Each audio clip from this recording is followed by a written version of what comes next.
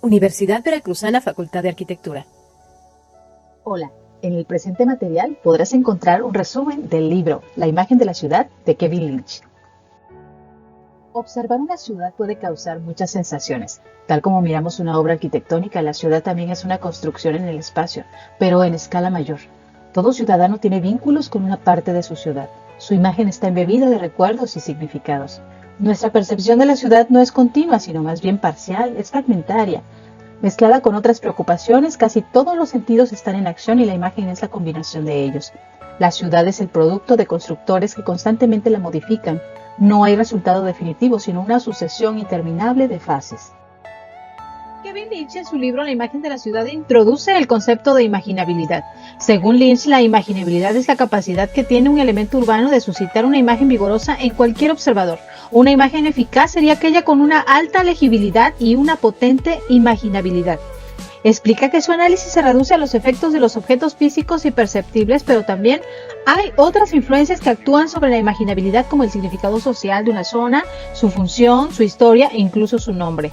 La imagen de la ciudad es el resultado de un proceso bilateral entre observador y medio ambiente. El medio ambiente sugiere distinciones y relaciones, mientras que el observador escoge, organiza y dota de significados lo que ve. Así, la imagen de una realidad determinada puede variar considerablemente en diferentes observadores.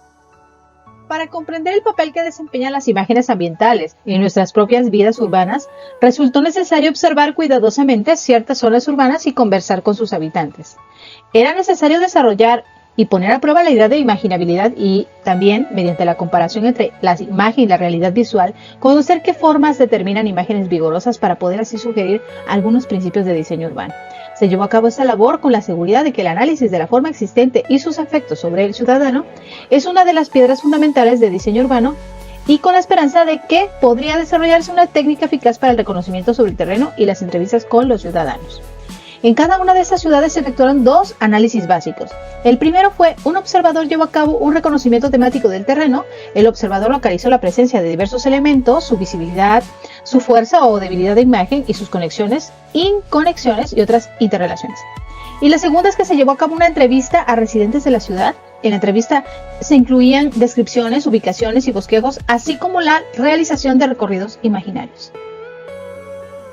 El centro de Los Ángeles está cargado de significado y actividad, con grandes edificios que cabe suponer distintivos y con una pauta básica de actividad. Su damero casi regular de calles. No obstante, cierto número de factores actúa aquí para dar lugar a una imagen y menos vívida para los de Boston.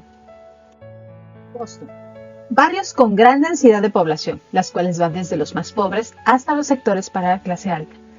Es una ciudad de barrios muy característicos y con sendas torcidas que inducen a confusión. Casi todas las partes de la zona central se sabe dónde se está, sencillamente por el carácter general de la zona circundante. El sistema vial es bastante confuso. A través del sector central pasan dos autopistas.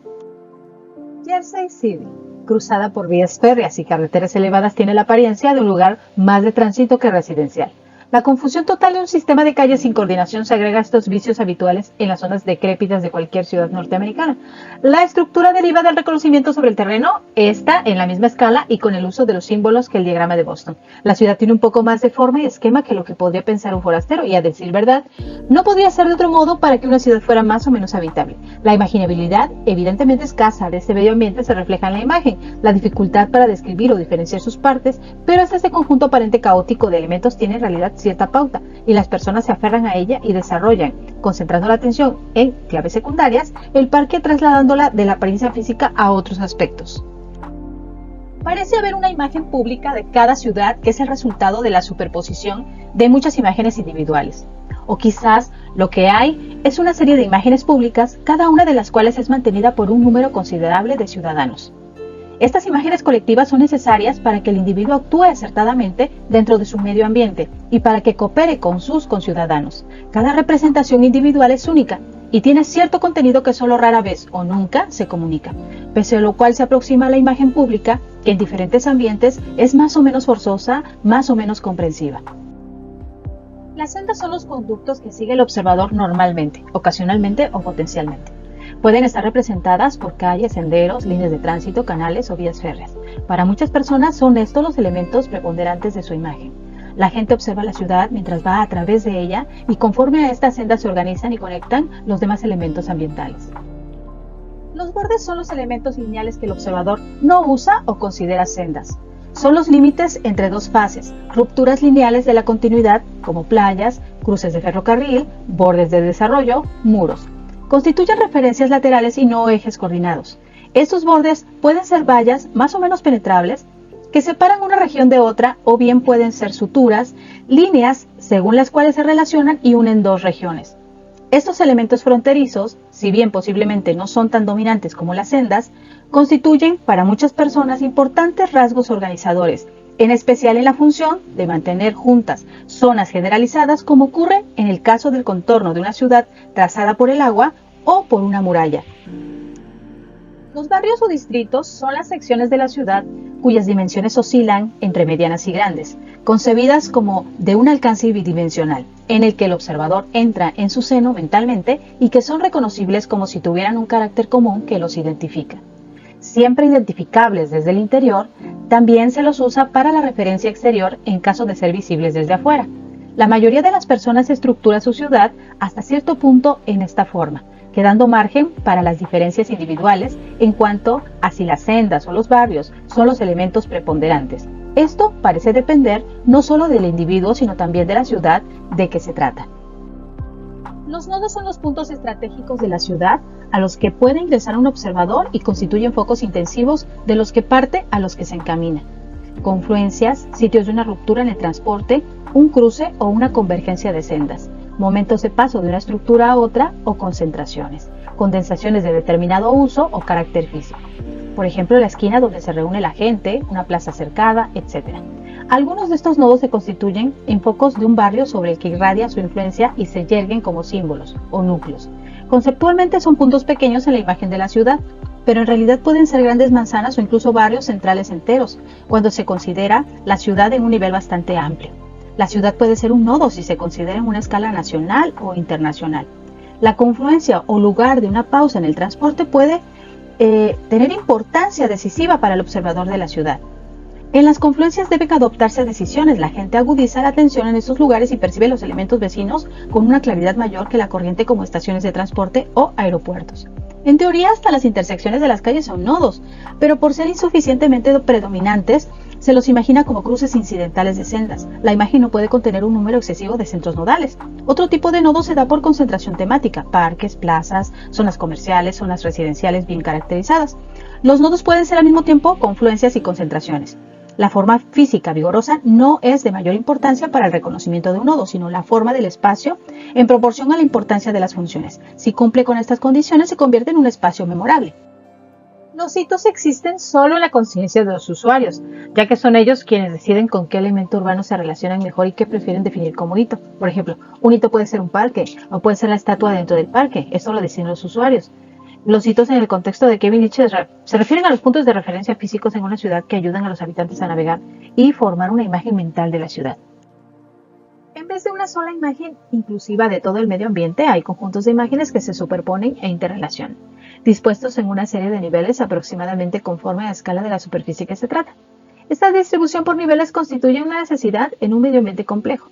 Si un edificio es alto, es inconfundible en el panorama de la ciudad entera, pero irreconocible desde su base.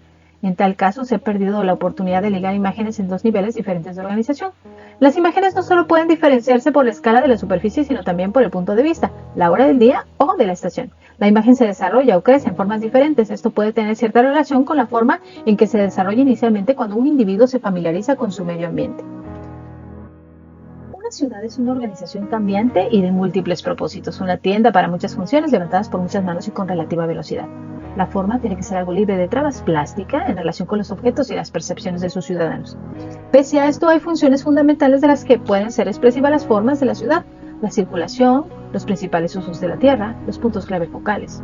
Si se organiza en forma visible el medio ambiente y se le identifica nítidamente, el ciudadano puede impartirle sus propios significados y conexiones. Entonces se convertirá en un verdadero lugar, notable e inconfundible. Las sendas, la red de líneas habituales o potenciales de movimiento a través del complejo urbano, son los medios más poderosos que pueden servir para ordenar el conjunto. Las líneas claves deberán tener una u otra cualidad singular que las distinga de los canales circundantes. Por ejemplo, una concentración de un uso o una actividad espacial a lo largo de sus márgenes, cualidad espacial característica, una textura espacial de piso o fachada, un trazado particular de alumbrado, un conjunto singular de olores o sonidos, un detalle típico o un modo de arbolado. Estos caracteres deben aplicarse de modo tal que den continuidad a la senda. Si una o más de esas cualidades se emplea constantemente a lo largo de ella, la senda produce la imagen de un elemento continuo y unificado. La característica puede ser el arbolado de una avenida, el color o la textura singular del pavimento, o bien la continuidad clásica de las fachadas de los edificios. La regularidad puede ser rítmica o una repetición de aberturas espaciales de monumentos en las esquinas. Se podría denominar jerarquía visual de las calles y vías. Esto constituye el esqueleto de la imagen de la ciudad. Toda exposición visual de la senda o de su meta realza su imagen. Esto puede hacerlo un gran puente, una avenida axial, un perfil cóncavo o una silueta distante del destino final.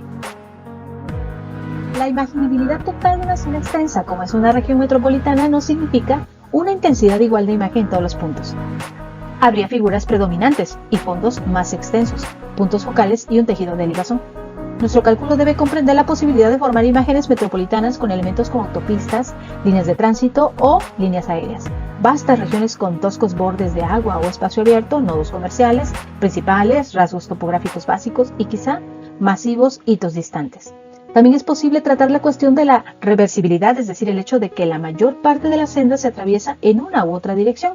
La serie de elementos debe tener una forma sucesiva en uno u otro orden, lo cual podría lograrse mediante la simetría en el punto central, no en formas sutiles. Las secuencias no solo son reversibles, sino también se hallan interrumpidas en muchos puntos. Una secuencia esmeradamente establecida que lleve de la introducción la primera proporción y la desarrolle hasta la culminación y la conclusión puede resultar un fracaso rotundo si un conductor ingresa en ella en el punto culminante. En el proceso de diseño, en ocasiones el diseñador hace frente al problema de la creación de una nueva imagen, como ocurre cuando se está llevando a cabo una vasta obra de remodelación. Estas remodelaciones deben ser regidas por lo que se podría llamar plan visual de la ciudad o la región metropolitana, esto es, una serie de recomendaciones y controles referentes a la forma visual en escala. La preparación de un plan de esta naturaleza podría comenzar con el análisis de la forma actual y la imagen pública de la zona. El objetivo final de un plan de esta naturaleza no es la forma física misma, sino la calidad de una imagen en la mente. Así, resultará igualmente útil perfeccionar esta imagen mediante el adiestramiento del observador, enseñándose a ver su ciudad, a observar sus múltiples formas y cómo se ligan entre sí. En el desarrollo de la imagen, la educación para ver tendrá tanta importancia como la remodelación de lo que se ve. A decir verdad, la educación y remodelación constituyen un proceso circular, o mejor dicho, si se lo considera con optimismo, un proceso en espiral. Pues la educación visual impulsa al individuo a actuar sobre su mundo visual y esta acción hace que vea con más agudeza aún. Un arte muy desarrollado del diseño urbano está ligado a la creación de un auditorio crítico y atento. Si el arte y el auditorio se desarrollan al mismo tiempo, nuestras ciudades constituirán una causa de regocijo cotidiano para sus millones de habitantes.